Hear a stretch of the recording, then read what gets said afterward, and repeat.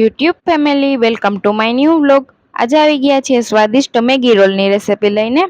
Maggi તો આપણે બનાવતા જ હોઈએ છીએ, પણ આજે બનાવીશું સ્વાદિષ્ટ મેગી રોલ, જે ખાવામાં એકદમ ટેસ્ટી લાગે છે. મેગી રોલની રેસિપી બનાવવા માટે સૌપ્રથમ તો લઈ લીધું છે તપેલીમાં પાણી અને લઈ લીધી છે મેગી. હવે મેગીને પાણીમાં એડ કરી દેશું અને ઉપરથી મેગી ડૂબે એટલું પાણી એડ કરી દેશું, એટલે મેગી એકદમ સરસ પાકી જાય. હવે નાખશું મેગીમાં જે આવે છે રેડીમેડ મસાલો, એ જ લીધો છે, એ જ એડ કરી દેશું અને મેગીને એકદમ સરસ પાકવા દેશું. અહીંયા મેગીમાં છે ને પાણી બિલકુલ રહેવા દેવાનું નથી, એવી રીતે પકાવી લેશું. અહીંયા થોડીક જ વારમાં આપણી મેગી પાકીને એકદમ સરસ રેડી થઈ ગઈ છે. અહીંયા મસાલો અને પાણી સિવાય કંઈ જ નાખવાનું નથી મેગીમાં.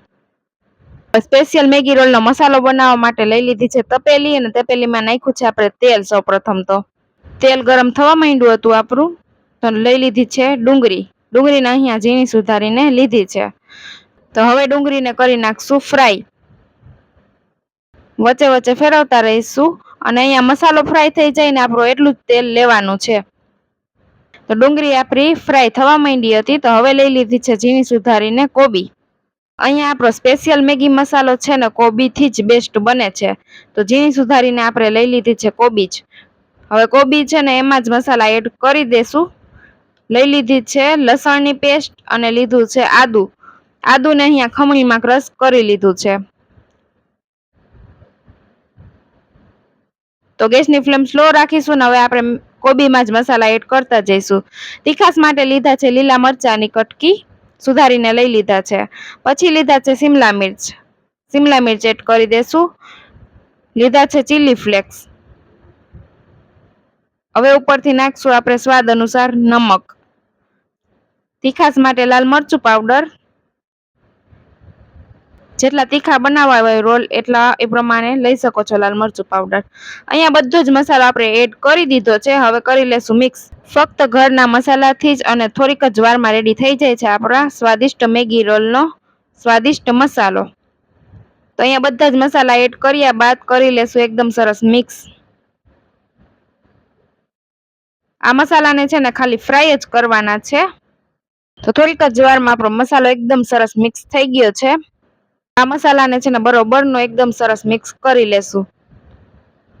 તો મસાલો મિક્સ થઈ ગયા બાદ હવે નાખીએ છીએ ઉપરથી ઝીણી સુધારેલી ધાણા ભાજી. ધાણા ભાજી નાખીને પણ કરી લેશું મિક્સ. તો તૈયાર છે આપણો એકદમ સ્વાદિષ્ટ મસાલો. તો હવે ઉપરથી નાખી દેશું મેગી. મેગી આપણે જોઈતા પ્રમાણમાં જેટલા રોલ બનાવવા હોય એ પ્રમાણે એડ કરી શકીએ છીએ.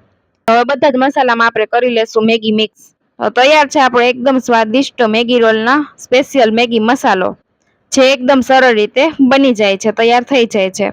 હવે આ મસાલાને આપણે ઠંડો થવા માટે મૂકી દઈશું. ત્યાં સુધીમાં બનાવી લઈએ મેગી રોલના આપણા વણવાની સ્પેશિયલ પટ્ટી. તે માટે કાથરોટમાં લઈ લીધો છે ચારીને મેંદાનો લોટ અને એમાં નાખ્યું છે સ્વાદ અનુસાર નમક. હવે પાણી નાખીને એકદમ સરસ લોટ રેડી કરી લેશું. અહીંયા આપણો લોટ રેડી થઈ ગયો, તો પછી તેલ નાખીને એકદમ સરસ મસળી લેશું. તો લોટ આપણો એકદમ સરસ મસળાઈને રેડી થઈ ગયો છે. તો હવે એના નાના નાના લુવા કરી લેશું લોટના, એટલે મેગી રોલ બનાવવામાં એકદમ સરળતાથી અને ઝડપી આપણા રોલ બની જાય. તો અહીંયા આપણા લુવા રેડી થઈ ગયા હતા, ત્યાં સુધીમાં મસાલો પણ આપણો એકદમ સરસ ઠંડો થઈ ગયો હતો. પછી આપણે લુવાને છે ને કોરા લોટમાં એડ કરી અને રોટલીની જેમ વણી લેશું. એકદમ સરળ રીતે છે. તો અહીંયા આપણે રોટલીની જેમ ગોળ શેપ આપી દીધો છે ને હવે એમાં એડ કરી દેશું આપણે આપણો મેગી મસાલો જે સ્પેશિયલ બનાવેલો છે એ જ. તો અહીંયા મેગીનો મસાલો આપણે વચ્ચેના ભાગમાં એડ કરી દેશું અને બંને બાજુથી એકદમ સરસ વારી અને બંધ કરી દેશું મેગીના રોલને. અહીંયા મેંદાના લોટની પટ્ટી જેમ બને એમ પાતળી બનાવશો ને એટલે મેગી રોલ છે ને ઉપરથી એકદમ સરસ ક્રન્ચી બનશે. અને હાથ વડે આપણે મેંદાના લોટની પાણી નાખીને એકદમ સરસ પેસ્ટ બનાવી લીધી હતી એ એડ કરતા જઈશું અને મેગી રોલ એકદમ સરસ બંધ કરી દેશું. એકદમ સરળતાથી બની જાય છે. અહીંયા મેગી રોલની પટ્ટી છે ને જેમ બને એમ પાતળી કરવાની છે આપણે, એટલે મેગી રોલ છે ને ઉપરથી ક્રન્ચી અને અંદરથી એકદમ ટેસ્ટી લાગે મસાલા સાથે, અને તળતી વખતે કાચા ન રહી જાય અંદરથી. જેમ પાતળા હશે ને એમ ખાવામાં બેસ્ટ લાગશે.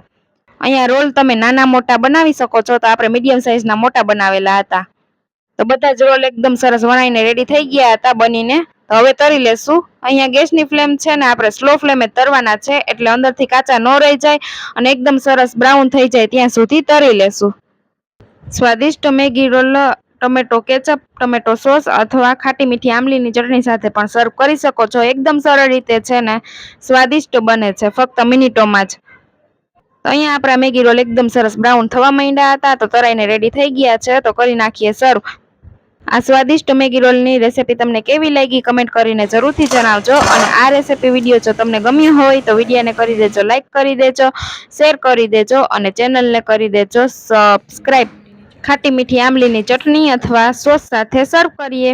મેગી રોલની રેસીપી ગમી હોય તો લાઈક, શેર એન્ડ સબસ્ક્રાઈબ.